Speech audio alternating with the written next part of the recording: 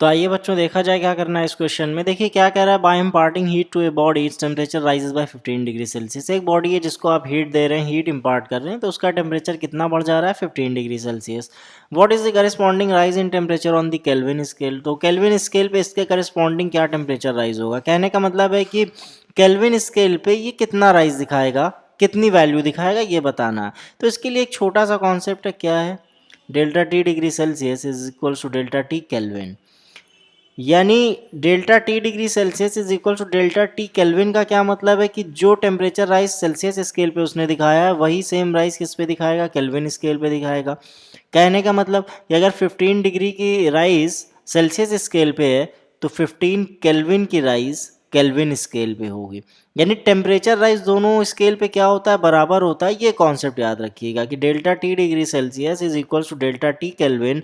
मतलब ये है कि सेल्सियस स्केल पे जो टेम्परेचर राइज होगा या चेंज इन टेम्परेचर होगा वही सेम टेम्परेचर केल्विन स्केल पे भी होगा। यानी change in temperature kelvin scale पे भी उतना ही होगा। तो 15 डिग्री का अगर सेल्सियस स्केल पे है तो 15 केल्विन का केल्विन स्केल पे भी होगा। अब देखिए बच्चों इस क्वेश्चन में क्या करना है, कह रहा है calculate the heat capacity of A copper vessel of mass 150 ग्राम। एक कॉपर वेजल है जिसका मास 150 ग्राम है, उसकी स्पेसिफिक हीट कैपेसिटी दे रखी है 410 joule per kg into kelvin. आपको हीट कैपेसिटी फाइंड करना है। दूसरा पार्ट ये है कि how much heat energy will be required to increase the temperature of the vessel. यानी कितने हीट एनर्जी की रिक्वायरमेंट होगी कि आप इस वेजल का, इस कॉपर वेजल का टेम्परेचर 25 डिग्री सेल्सियस से 35 डिग्री सेल्सियस कर सकें। तो देखिए बहुत आसान क्वेश्चन है, दोनों ही पार्ट्स बहुत आसान है, लेकिन हम लोग फर्स्ट पार्ट को अटेम्प्ट करने से पहले थोड़ा सा ये समझेंगे कि हीट कैपेसिटी और स्पेसिफिक हीट कैपेसिटी में क्या फ़र्क है और क्या फॉर्मूला होता है दोनों का। फिर हम लोगों के लिए क्वेश्चन करना आसान हो जाएगा और इसके आगे भी जो क्वेश्चंस हैं वो भी थोड़े आसान हो जाएंगे। तो थोड़ी इसकी कंपैरेटिव स्टडी देख लेते हैं, क्या फॉर्मूला है और क्या यूनिट है। देखिए हीट कैपेसिटी और स्पेसिफिक हीट कैपेसिटी थोड़ा सा हम लोग समझ लेते हैं।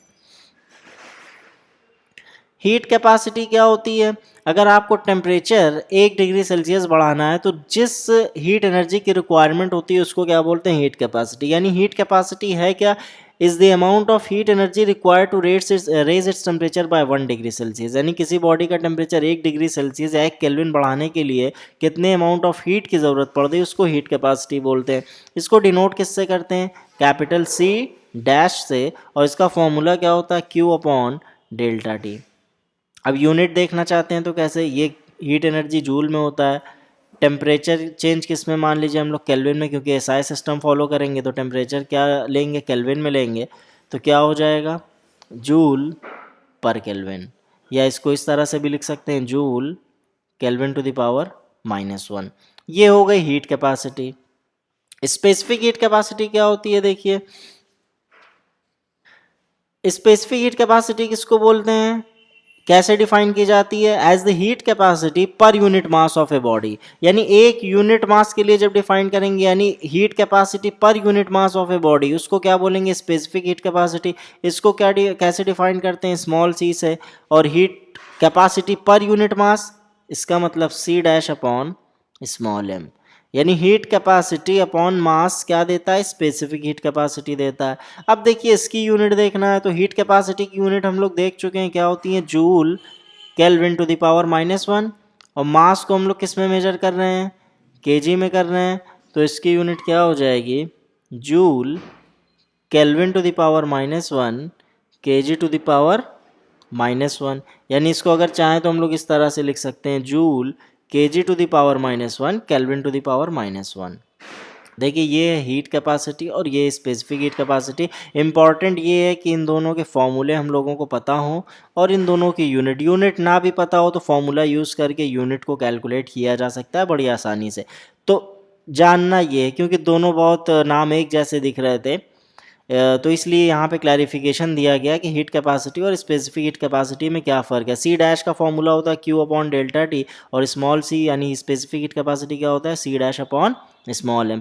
अब देखिए ये सवाल हम लोग के लिए थोड़ा आसान हो जाएगा, कैसे, कैलकुलेट द हीट कैपेसिटी। अब आपको ये पता चल गया कि सी डैश कैलकुलेट करना है, यानी हीट कैपेसिटी कैलकुलेट करना है। मास दे रखा है कितना, 150 ग्राम। अब ये ग्राम में है तो हमारा दूसरा काम ये है कि हम लोग इसको किलोग्राम में चेंज कर लें। किलोग्राम में चेंज करने के लिए 1000 से डिवाइड करेंगे, कितना आ जाएगा, 0.15 kg। मास आ गया। स्पेसिफिक हीट कैपेसिटी, अब आपको पता चल गया कि स्पेसिफिक हीट कैपेसिटी क्या होती है, स्मॉल सी होता है। अब देखिए कुछ करना ही नहीं, आपको खुद समझ में आ गया होगा कि कौन सा फॉर्मूला यूज़ करके हम लोग सी डैश कैलकुलेट कर सकते हैं। अब देखिए सी डैश कैलकुलेट करना है, आपको एम दे रखा है और सी दे रखा है, तो बहुत आसान है, यानी स्पेसिफिक हीट कैपेसिटी का फॉर्मूला यूज़ कर देंगे, या ये कह सकते हैं कि वो रिलेशन यूज़ करें जिसमें सी डैश, स्मॉल एम और स्मॉल सी आ रहा हो। तो सी डैश निकालना है, तो सी डैश कैसे निकालेंगे, सी डैश क्या होता है, सी इंटू स्मॉल एम। सी कितना है हमारे पास 410, और स्मॉल एम कितना दे रखा है, यानी मास कितना दे रखा है 0.5 kg। तो देखिए मल्टीप्लाई अगर कर रहे हैं हम लोग तो 41 इंटू कितना हो जाएगा 1.5। अब मल्टीप्लिकेशन कर लेते हैं 41 का 1.5 से, कितना हो जाएगा 5 1 ज़ा 5, 5 4 ज़ा 20, 1 1 ज़ा 1, 1 4 ज़ा 4, 5 1 6, 61.5। अब यूनिट क्या होती है हीट कैपेसिटी की हम लोग देख चुके हैं, जूल पर केल्विन या joule kelvin to the power -1। तो ये देखिए फर्स्ट पार्ट क्लियर हो गया। तो बहुत आसान था, बस फ़र्क पता होना चाहिए कि हीट कैपेसिटी और स्पेसिफिक हीट कैपेसिटी में फ़र्क क्या है। तो फॉर्मूला अप्लाई करना, मतलब अगर हमको फॉर्मूला पता है या कॉन्सेप्ट पता है तो ईजिली हम लोग फॉर्मूला अप्लाई भी कर सकते हैं। अब देखिए क्या कह रहा है, how much heat energy will be required to increase the temperature of the vessel. अब कितने हीट एनर्जी की रिक्वायरमेंट, तो हीट एनर्जी मतलब क्यू, फॉर्मूला क्या होता है M into C into delta T. क्यों यूज़ कर रहे हैं, क्योंकि चेंज इन टेम्परेचर दे रखा है, स्पेसिफिक हीट कैपेसिटी दे रखी है, मास दे रखा है। चेंज इन टेम्परेचर कैसे दे रखा है, देखिए यहाँ बोल दिया 25 से 35 आपको करना है, यानी डेल्टा टी कितना हो गया आपका 35 माइनस 25, यानी कितना हो गया 10 डिग्री सेल्सियस। तो चेंज इन टेम्परेचर भी हम लोग को पता है। मास कितना है 0.15, स्पेसिफिक हीट कैपेसिटी कितनी है 410, और चेंज इन टेम्परेचर बड़ा आसान कैलकुलेशन है। देखिए एक 10 इधर से मल्टीप्लाई करेंगे इसमें तो 1.5 होगा, और एक 10 इधर से मल्टीप्लाई करेंगे तो 15 हो जाएगा, यानी 100 से मल्टीप्लाई हो रहा है तो 15 इंटू कितना हो गया 41। अब ये हम लोग कैलकुलेट पहले ही से करके बैठे हुए हैं कि 15 इंटू 41 क्या है, तो 615 जूल, ये क्या हो जाएगा, यही आंसर है।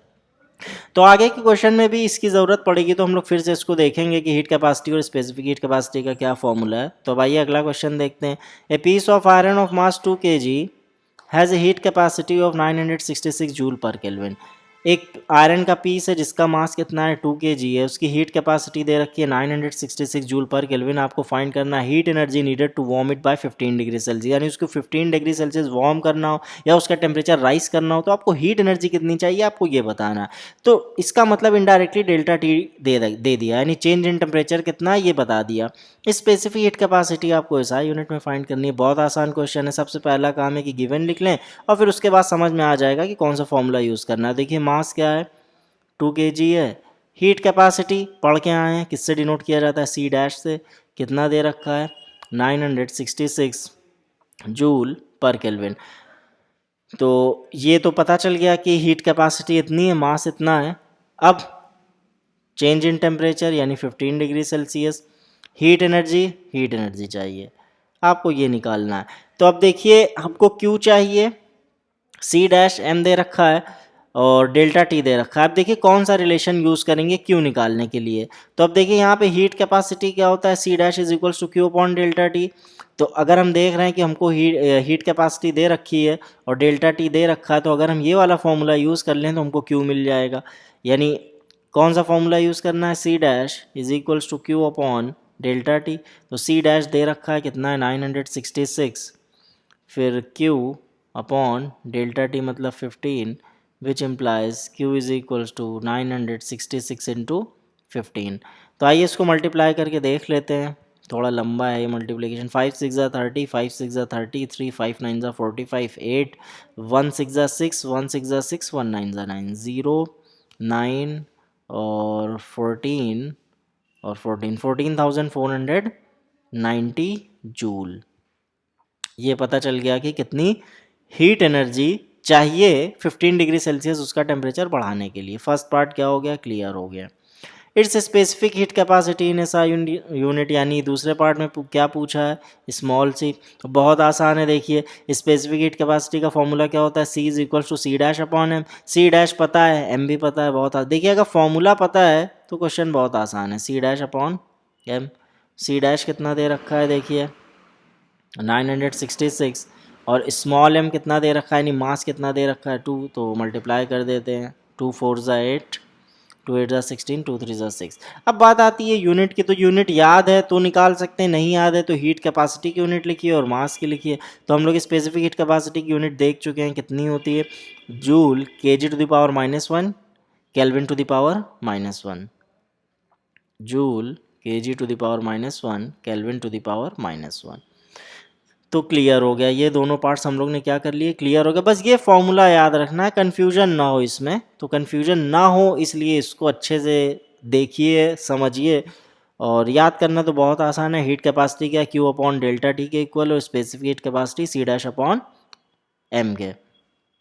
अब आइए अगला क्वेश्चन देखते हैं, क्या कह रहा है, calculate the amount of heat energy required to raise the temperature of 100 gram of copper from 20 degree Celsius to 70 degree Celsius. अब देखिए आपको उस हीट एनर्जी को कैलकुलेट करना है कि अगर 100 ग्राम कॉपर है उसका टेम्परेचर हम 20 से कितना कर दें, 70 कर दें, तो कितनी हीट एनर्जी, यानी 100 ग्राम कॉपर का टेम्परेचर 50 डिग्री सेल्सियस बढ़ाने के लिए कितनी हीट एनर्जी की हमको ज़रूरत है, ये हमको बताना है। स्पेसिफिक हीट कैपेसिटी कॉपर की दे रखी है, तो आइए सबसे पहले गिवन लिख लेते हैं। बहुत आसान क्वेश्चन है, फॉर्मूला बेस्ड है। क्यू कैलकुलेट करना है देखिए, और गिवन क्या है, मास 100 ग्राम है, तो इसको एक काम करते हैं केजी में चेंज कर लें, तो केजी में चेंज करेंगे कितना आ जाएगा 0.1 KG.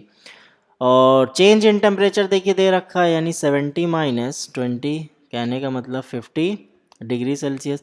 Specific heat capacity copper की कितनी है, small C 390 joule KG to the power -1 kelvin to the power -1।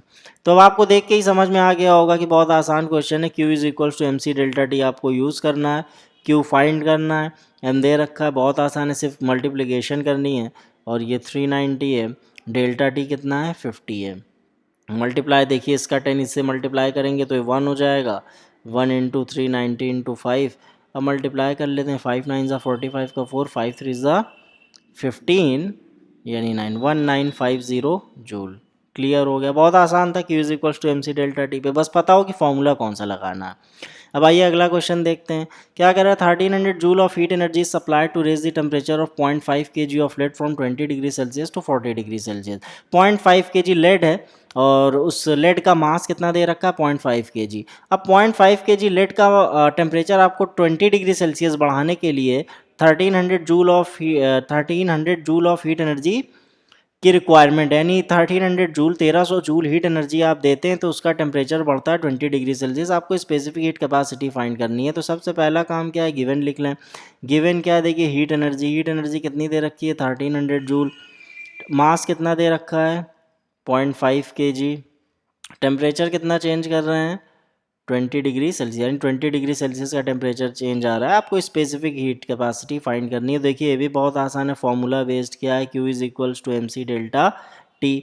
Q की वैल्यू कितनी है 1300, मास कितना है 0.5, और स्मॉल सी आपको कैलकुलेट करना है, यानी स्पेसिफिक हीट कैपेसिटी, टेम्परेचर दे रखा है 20 डिग्री सेल्सियस, तो कैलकुलेट कर लेते हैं। सॉरी कितना हो जाएगा 1300 इज इक्वल्स टू, ये वाला 10 इसमें मल्टीप्लाई करेंगे तो कितना हो जाएगा 5 इंटू 2 इंटू सी, तो ये कितना हो जाएगा 1300 अपॉन 5 2 ज़ा 10, और इधर लेके आए तो 10 हो जाएगा, ये 6, तो सॉरी सी, तो 0 से 0 कैंसिल, कितना हो जाएगा सी इज इक्वल्स टू 130।